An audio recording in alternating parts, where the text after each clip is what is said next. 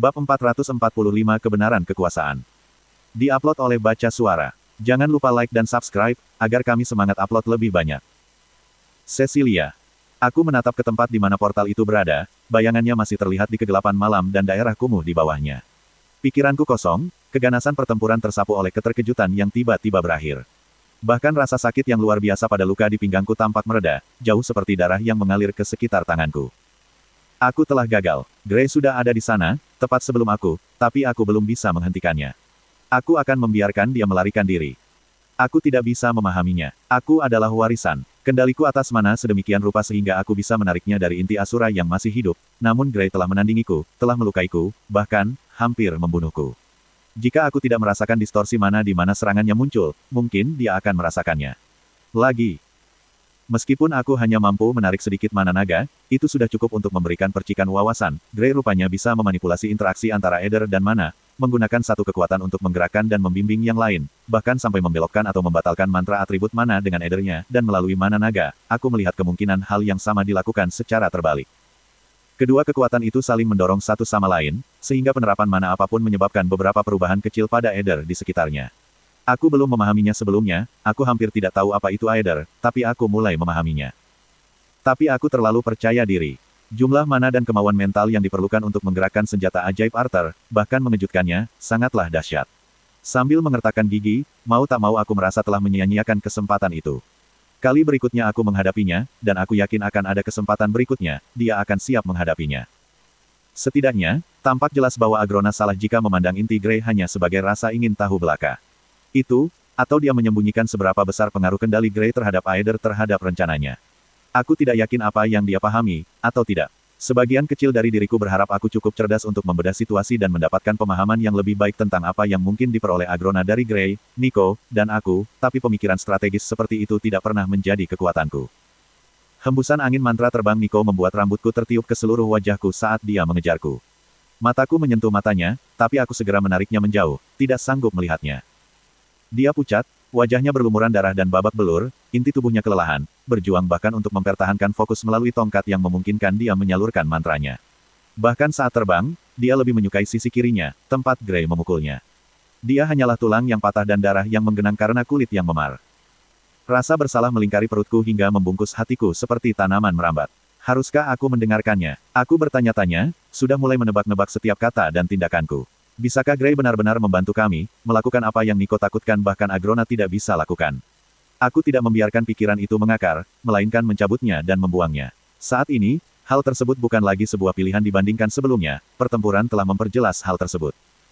Ada tatapan angker di mata Nico saat dia mengamatiku, ketidakpastian bersinar seperti air mata yang akan jatuh, seolah dia tidak yakin apakah aku benar-benar ada di sana atau apakah dia akan bangun dan aku akan pergi. Aku sudah terbiasa dengan Nico yang keras dan penuh amarah di dunia ini, orang yang berperang demi Agrona, yang telah membunuh untuk membawaku ke dunia ini. Dia membuatku takut pada awalnya, ketika aku baru saja terbangun dari kehampaan kematian, tapi tidak butuh waktu lama bagiku untuk memahami pentingnya kemarahannya, kegelapannya. Apa yang diminta Agrona dari kami untuk mendapatkan kembali kehidupan yang telah dicuri oleh takdir tidak dapat dicapai oleh anak-anak yatim piatu yang berjuang di bumi. Sekarang, melihat ekspresi tak berdaya di wajahnya yang berlumuran darah, mau tak mau aku melihat anak laki-laki itu, pemuda sensitif namun cerdas yang enggan kucintai. Tapi memikirkan hal itu, Nico hanya mengingatkanku pada gadis kecil yang lemah dan ketakutan. Tahun-tahun yang kuhabiskan dengan bodohnya berharap aku bisa mengendalikan Kiku semasa kanak-kanak, lalu sepanjang waktu itu dikurung, dijadikan eksperimen, latihan mereka menghajarku setiap hari sampai yang terpikirkan olehku hanyalah pelarian dari kematian. Aku membuka mulutku dan bersiap berteriak, tapi rasa frustasi dan rasa sakit bersarang di tenggorokanku, dan hanya keheningan yang terpancar dari diriku. Kemudian segala sesuatu datang kembali. Ketakutan, rasa bersalah, kemarahan, ketidakpastian, harapan, tapi rasa sakit menguasai semuanya. Untuk sesaat, aku teringat bagaimana rasanya mati. Membuang ingatanku, aku menekankan kedua tanganku pada luka itu dan membanjirinya dengan mana atribut air, berharap agar luka itu sembuh.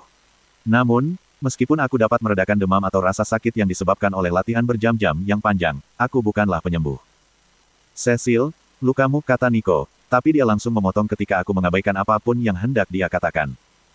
Berfokus pada mana atribut api, aku membakar luka itu hingga tertutup, membakarnya dan menghentikan kehilangan darah. Itu tidak akan membunuhku sebelum aku bisa menghubungi Taegrin Cailum dan tabib di sana, jadi aku melupakan luka dan rasa sakit itu dari pikiranku. Niko berdeham. Penjaga dan tentara sudah berkumpul di luar istana sebelum kami pergi. Aku akan kembali dan memberitahu mereka tentang apa yang terjadi. Dan, aku harus menemukan Dranif, melihat apakah dia masih. Aku mengejek. Kau mengkhawatirkan makhluk kecil yang hancur dan menangis terseduh-seduh di saat seperti ini. Tanduk Fritra, Niko, kita punya hal yang lebih penting aku terdiam saat mengamati ekspresinya. Hidung Niko berkerut, alisnya berkerut, dan bibirnya melengkung menyeringai tak percaya. Aku sudah berjanji padanya, Cecilia. Dia membantu kami, membantu kamu. Kali ini, dia memotong ucapannya. Memalingkan muka, dia menarik napas panjang dan menguatkan. Saat dia kembali menatapku, dia menjadi lebih tenang. Aku telah memperlakukannya dengan sangat buruk. Selama bertahun-tahun, aku mengerti cara kamu memandangnya, cara kamu memandang orang lain, karena aku dulu juga sama. Itu sebabnya aku ingin membantunya melarikan diri dari kehidupan ini. Kata-katanya yang berat hampir membuatku terlempar dari udara. Aku merasakan pipiku memerah karena malu atas hukumannya. Maafkan aku, Niko, karena tidak memberitahumu apa yang kuingat lebih awal. Dia menghela napas terengah-engah, antara tertawa dan mengejek. Tolong, jangan minta maaf padaku. Bukan, dia terdiam. Saat basah di matanya akhirnya mulai membasahi pipinya yang kotor dan berlumuran darah sebagai air mata, dia berbalik dan perlahan mulai melayang kembali menuju istana Sovereign Exeges yang telah hancur. Yang berdaulat. Mengepalkan tinjuku, aku mengikuti. Aku hampir melupakan penguasa. Tampaknya sulit dipercaya, mustahil, bahwa Grey cukup kuat untuk mengalahkan Sovereign Basilis berdarah murni dan seluruh pengawal pribadinya, dan setelah itu masih memiliki potensi untuk melawanku hingga terhenti, bahkan dengan 2 asura pemula di sisinya. Agrona perlu segera mengetahui apa yang terjadi. Seorang penguasa telah dibunuh, seorang skite terbunuh, dan target kami telah melarikan diri. Itu bukanlah percakapan yang aku nantikan. Seharusnya kamu mendengarkan Niko, suara Tesia tiba-tiba terdengar di pikiranku. Aku sudah menunggunya untuk menyela, sebenarnya aku hanya terkejut karena dia menunggu begitu lama. Kamu seharusnya mendengarkanku. Kita bisa dengan aman berada di Dicaten sekarang, jauh dari Agrona dan ambisinya. Arthur bisa membantu kita, aku yakin itu. Angin yang bertiup kencang saat penerbanganku membawa dengusan jawabanku. Seolah-olah aku bisa mempercayai dia untuk melakukan itu. Sekalipun Grey tidak berniat membunuhku, dia tetap meninggalkan Niko dan aku karena rasa laparnya untuk menjadi raja. Dia berpikiran tunggal, sudah sejak dia masih kecil. Sepertinya dia sangat menginginkanku mati sehingga dia bahkan rela membunuhmu untuk mewujudkannya.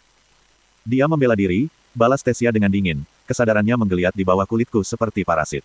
Sekali lagi, kamu adalah agresor yang menempatkan dia di belakang kakinya ketika sejarah terulang kembali. Suaranya terdiam saat jeda tegang menggantung di antara kami, lalu, apakah kamu benar-benar pengecut sehingga kamu memaksa dia membunuhmu 2 kali untuk melarikan diri dari nyawamu? Kamu akan membebani dia lagi, orang yang pernah kamu anggap sahabatmu, bahkan seseorang yang dulu kamu sayangi. Tawa pahit keluar dari bibirku dan menghilang di udara malam saat kami mendekati reruntuhan istana. Cinta, seolah-olah. Aku adalah seorang anak yang naksir orang pertama yang baik padaku. Lagi pula, Grey tidak pernah seperti itu, romantis, dan dia menyerah padaku begitu Grey menunjukkan ketertarikan padanya. Menyerah pada aku dan Niko. Namun Niko tidak pernah menyerah. Itu sebabnya, Aku menelan ludah. Kalau kamu sangat membenciku dan Niko, untuk apa membantuku membelanya? Tanyaku, mengingat kembali tanaman rambat zamrud yang muncul dari diriku untuk menangkap lengan Grey dan menghentikannya mengambil kepala Niko. Kamu melepaskan kekuatan Elderwood Guardian kepadaku, hanya sesaat. Kamu begitu yakin Grey bisa, bahwa dia akan membantu kita, namun kamu juga tahu sama seperti aku bahwa dia siap membunuh kita berdua, jika dia mampu. Tesia tidak langsung menjawab. Semangatnya berduri, seperti awal sakit kepala. Mencemooh, aku mendorongnya ke belakang. Meskipun aku tidak bisa lagi menghalanginya sepenuhnya, aku bisa melibatkan keinginannya dalam perjuangan melawan keinginanku, memaksanya untuk diam. Aku belum siap untuk mati, aku juga tidak akan melakukannya. Aku pikir aku hanya punya satu jalan keluar sebelumnya, dan mungkin di dunia itu hal itu benar. Namun di sini, aku mengikuti Niko ke dalam puing-puing yang berasap, dengan santai menciptakan angin sepoi-sepoi untuk menjernihkan udara. Di sini, aku memiliki kekuatan untuk mengubah hasil hidup aku. Aku mungkin senjata Agrona, tapi hanya karena dia adalah kesempatan terbaikku untuk mendapatkan apa yang kuinginkan. Ketika aku selesai dengan dunia ini, aku akan kembali ke bumi. Bukan sebagai warisan, tapi sebagai Cecilia, dan aku akan menjalani kehidupan yang tenang dan penuh kasih sayang bersama Niko. Bahkan saat aku membayangkannya, pikiranku tersandung pada pemikiran itu. Sejak Agrona berjanji untuk mewujudkannya, aku hanya menerimanya sebagai apa yang aku inginkan. Aku tidak pernah meminta untuk menjadi warisan, hanya untuk diizinkan hidup. Tapi apakah pondok nyaman yang jauh dari kota, politik, dan perang dunia benar-benar memberi aku hal itu? Bolehkah aku mengorbankan kekuatan yang kumiliki sekarang demi nyawa yang telah hilang? Memberi seseorang hadiah ini hanya untuk merebutnya dari mereka. Nasibnya lebih buruk daripada kematian. Bukankah itu yang ada dalam pikiranku sendiri, melihat luka Niko? Apakah itu benar-benar keinginan hatiku untuk menyerahkan semua yang kuperoleh dari dunia ini, dari mana? Tesia semakin tenggelam dalam diriku, tidak mendorongku lebih jauh, dan aku hampir berharap dia melakukannya. Dengan siapa lagi aku bisa bicara, kalau bukan suara di kepalaku sendiri? Aku menarik diri dari adu keinginan, tidak lagi berusaha membungkamnya. Tapi dia tetap saja begitu. Niko sedang menggeser puing-puing agar aku bisa merasakan tanda samar mana Dranif. Teriakan datang dari depan istana. Aku akan menghadapi para prajurit itu, kataku lembut sambil menggigit bibir. Ketika dia tidak menjawab, aku meninggalkannya dan terbang keluar melalui aula depan yang sebagian runtuh. 100 atau lebih penyihir sudah berkumpul di sana, meskipun mereka belum menerobos halaman istana. Seorang lelaki tua yang mengenakan baju besi berat dan berkumis panjang terkulai melangkah maju. Warisan, katanya sambil berlutut. Di belakangnya, seluruh pasukan prajurit melakukan hal yang sama.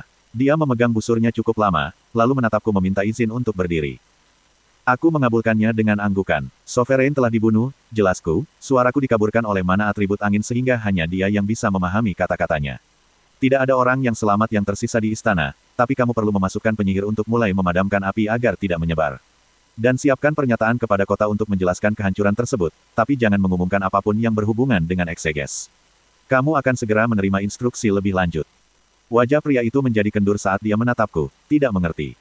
Kirimkan seseorang untuk menyiapkan gerbang teleportasi terdekat untuk segera membawa kita ke Taegrin Caelum, tambahku sebelum berbalik. Terbang kembali melewati asap dan puing-puing, aku menemukan Niko sedang bersandar di atas Dranif, yang tidak tertutup pakaian dan kini bersandar pada dasar tembok yang hancur, kepala terkulai tak sadarkan diri. Aku terkejut dengan betapa normalnya dia terlihat. Dia akan hidup, tanyaku, berusaha terdengar khawatir namun merasa aku tidak berhasil melakukannya. Menurutku begitu, jawab Niko. Tapi tengkoraknya retak dan banyak pembengkakan. Aku perlu membawanya ke tabib, tapi... Tidak di Taegrin Caelum, aku menjawab ketika dia ragu-ragu, mengerti. Aku akan memberitahu Agrona bahwa dia sudah mati. Rahang Niko bekerja tanpa suara selama beberapa detik sebelum akhirnya dia berbicara. Hati-hati, jangan berbohong padanya jika kamu bisa menghindarinya. Saat aku menemui Dranif, aku akan bekerja sama dengan pasukan kota untuk menangani masalah di sini, lalu mengikutimu. Aku mengangguk, tapi dia tidak melihat ke arahku. Mengulurkan tangan, aku hampir meletakkan tanganku di bahunya tetapi berhenti sebentar.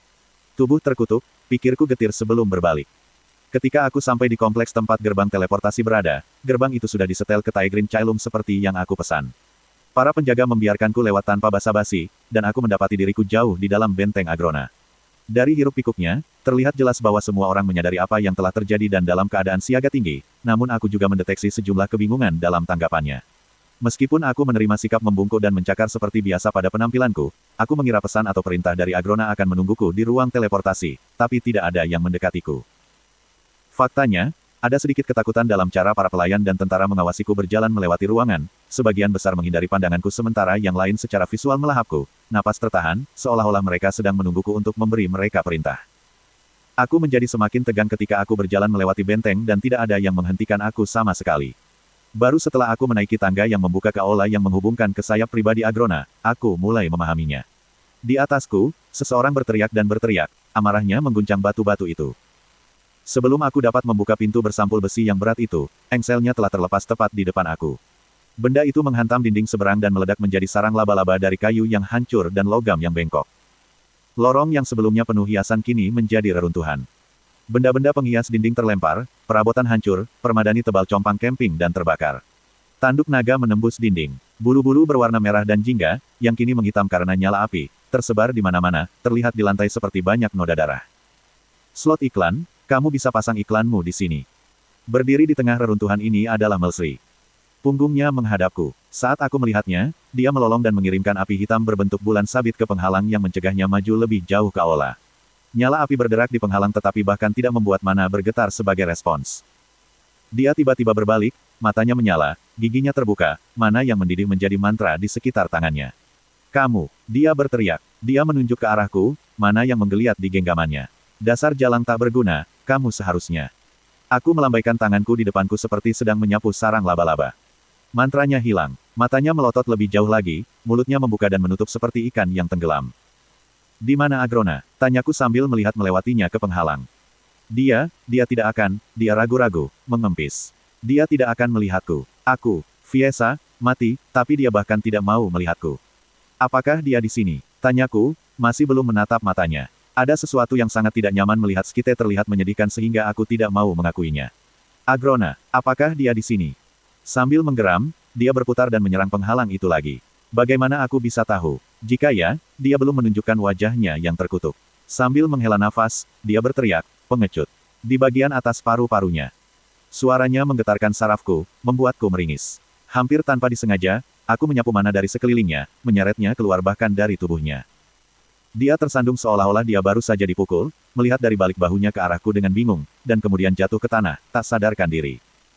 Aku merasa sedikit tidak enak, mengetahui reaksi yang dia rasakan ketika dia bangun akan sangat mengerikan. Tapi di saat yang sama, aku berharap bisa membantunya. Bahkan menyelamatkannya dari dirinya sendiri.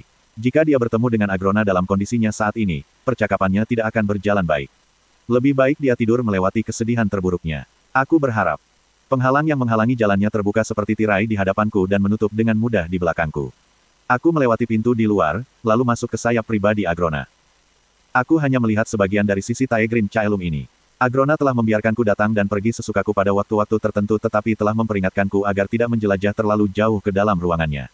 Itu berbahaya, dia memberitahuku ketika aku baru saja menerima reinkarnasiku, dan aku diharapkan membatasi diriku untuk mencarinya secara langsung jika aku memasuki sayap ini.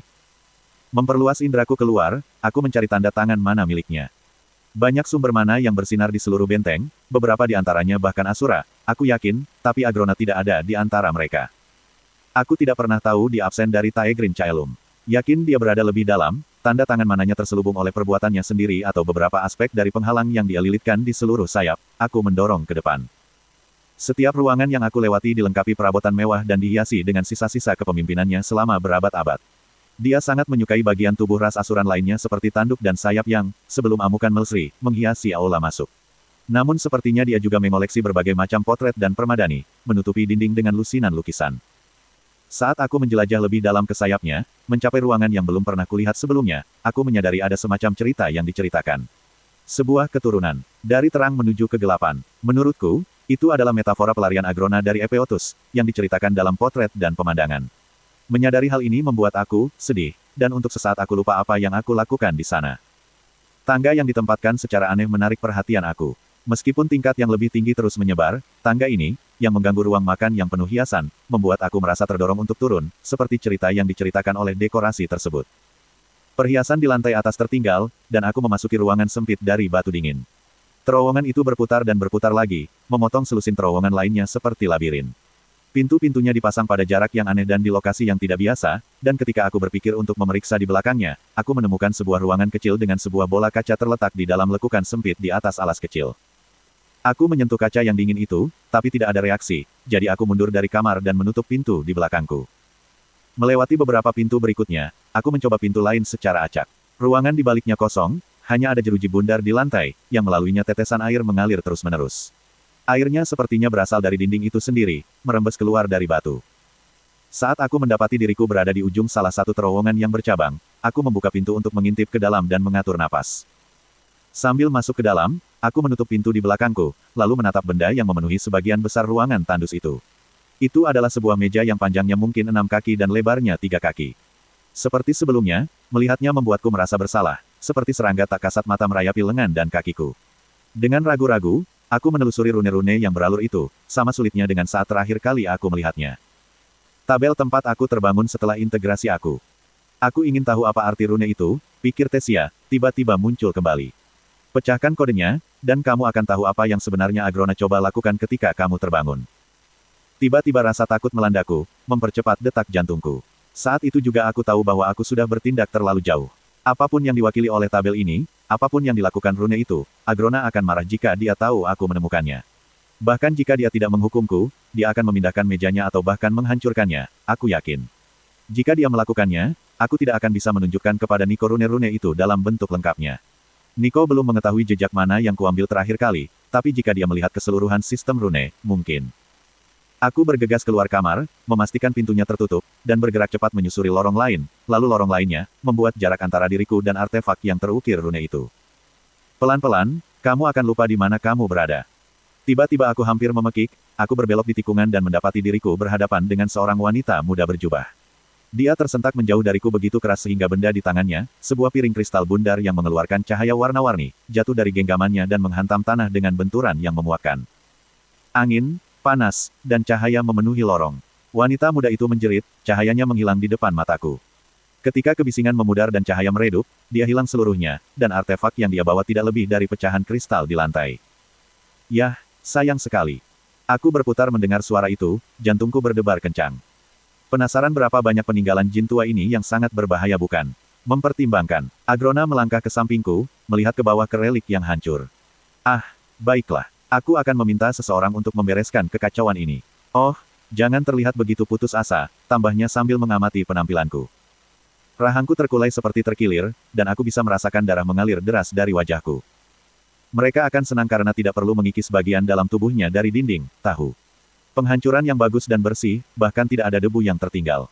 Sungguh prestasi yang luar biasa. Agrona menawarkan lengannya, dan aku mengambilnya, pikiranku mati rasa dan bibirku bergetar.